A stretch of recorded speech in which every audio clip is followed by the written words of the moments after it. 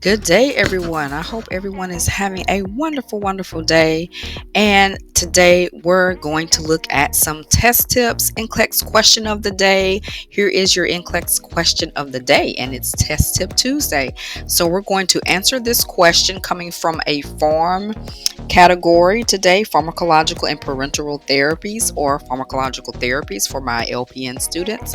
And we're currently doing studying the pharmacology section per the NCSBN test plan in our NCLEX review masterclass. So look in the description if you would like to go to my website and view it to see how to become a part of the NCLEX review master class. All right, we're currently on about 3 weeks now for this one. So we've already started, but if you'd like to join the next master class, then come and get in contact with me, request a consultation, and I can inform you when the next master class will be. All right, let's get into it. So, Test Tip Tuesday, we're going to talk about multiple response questions, or SATA. So as you can see, this is a SATA question. So our NCLEX question of the day and NCLEX test tip is, I want you to pay attention to keywords as well, but I want you to be able to break down multiple response questions. So how to answer questions that are the alternate item format SATA. The select all that apply. All right, so we're going to do a Pharm question today. So a few key tips. We're going to go through some test tips. So this is Test Tip Tuesday. All right, so here's what you want to know. Take your notes. So what is going to be helpful for you when you are answering multiple response questions? All right. These are questions where you are asked to select or check all of the correct options that pertain to the question. Now, the number of correct responses will vary. The answer could be one option, or it can be all, or anything in between. So these questions are going to require you to click the box placed in front of the option that you see when you're literally on the NCLEX. So multiple response questions, they're used in various nursing content. This one is going to be for a medication, but it can include nursing interventions. You're going to find that multiple response or SATA questions are usually positive answers. It's usually things that you will do or that are correct. So they're usually positive answer questions. You're going to answer them positively. It may be expected assessment findings. It may be intended medication effects. It may be the things that you will teach or reinforce teaching to your patient. It may be a medication side effect or adverse effect, or maybe an expected response to treatment. But definitely in a SATA question, you are going to be required to use your clinical judgment, and you may have to address any of the 6 cognitive skills. So we want to consider each factor in the multiple response question, and you're going to go through and determine whether or not the data, determine the relevant and irrelevant data before you choose your answer. All right. So I want you to prepare to encounter several questions in that multiple response format on the NCLEX exam. And I've actually had students that said they actually did a lot better on or do a lot better on SATA, because now you get partial credit. So I recommend that you don't over select, but select the answers that you know for sure are correct. So if you know 2 or 3 are correct, you're definitely going to get those 2 or 3 points if they're all correct. But if you select that one that you're not so sure about, then instead of getting 3 points, they're going to take away a point and you get 2. Still, it's a plus because you get some points rather than the whole thing is wrong. But if you only choose 2 answers and one is wrong, then the other one cancels out and you don't get any points. All right. So you want to select, everything that's going to apply in the care of that patient, depending on what it's asking you. You want to focus in on what is the subject of the question. Sometimes you may have to use your cognitive skill, take actions. All right. Just depends on what the question is asking. And as you read each option, when we go through this question, I want you to say to yourself, yes or no. Would you teach the patient that or not? Think about the medication, what that medication does, if there's any hints in there, if it's a a question about a med surge, maybe the pathophysiology of something like circulatory overload, then you want to recall information, knowledge, nursing knowledge that you know about that particular topic. All right. Sometimes you have to visualize, form a mental picture of the situation in your mind, and that may help you determine the correct option or action that you will take. All right, so as you tutor with me, some of the first things you want to remember to do is first break down your case event. Always, always read the data in the question carefully. Okay? Take every word literally, carefully, dissect it. Focus in on that subject of the question and really determine what is the query. What is this question really asking? All right, so we're going to do that in a minute. You want to think about the cognitive skill that is being measured. So, what are those cognitive skills? Cognitive skills are basically your ADPI. It's going to require you to recognize cues, which is an assessment, analyze cues, which is analysis of that assessment, prioritize hypothesis, which is again taking the analysis of your assessment and kind of like doing your nursing diagnosis. What is the problem of the patient? What is the priority patient problems or needs?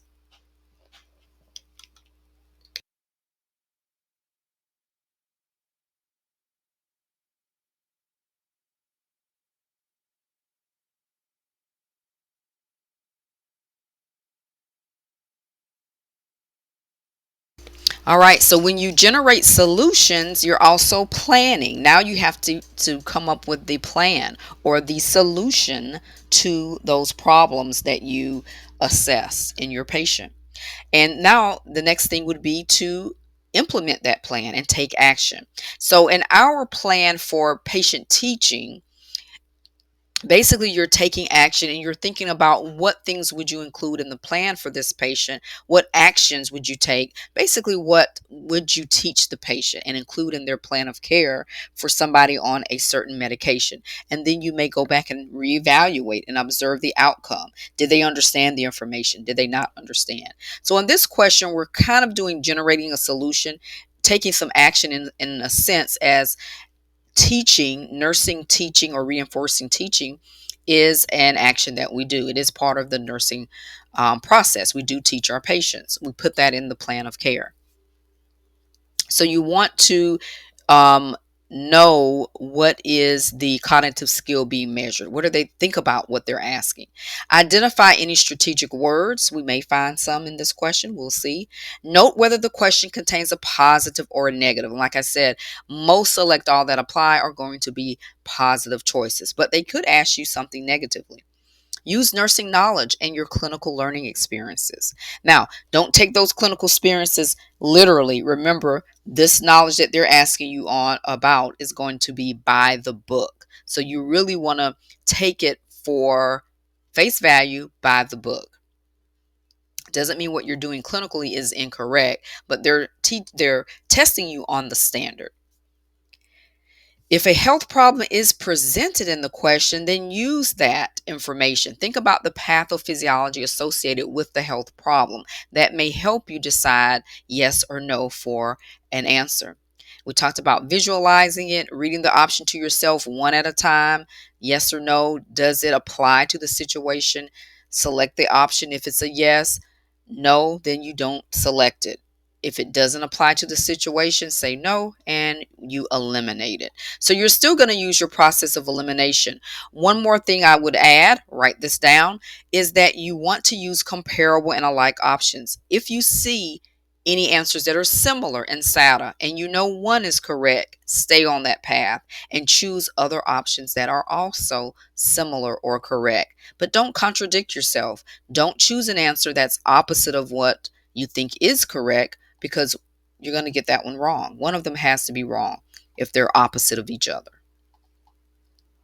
All right, we're zooming in and let's see what our case event is. So the nurse has taught a client who is receiving alendronate. All right, now that may not ring a bell. So as you're studying Write those words down, write those meds down that you're not familiar with. You want to know what's the drug classification, at least what the med does, the action, and what would you do or teach or monitor for that patient who's taking that medicine. So if this is a question that you get in your studying, then start making notes because it could pop up again. All right. Which of the following statements by the client would indicate a correct understanding of the teaching? So we know we're looking for a positive answer.